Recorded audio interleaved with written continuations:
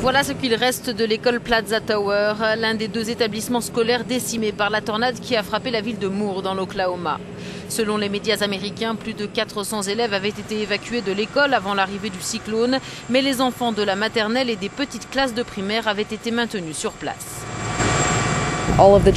Tous les enfants étaient dans le couloir principal, explique cette secouriste, là où ils sont censés être durant les exercices d'évacuation en cas de tornade.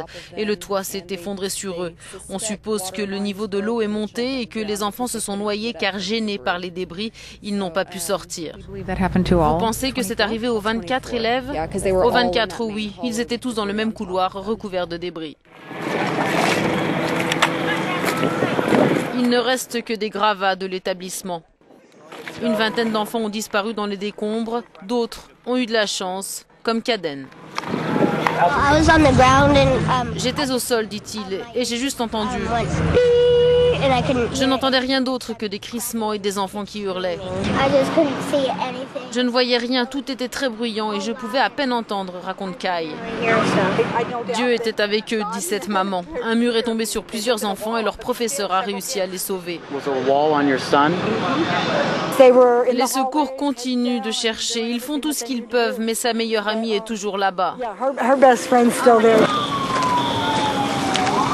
Dans les gravats, les secours, effectivement, continuent de chercher des survivants. Pour les familles, c'est l'attente et l'angoisse.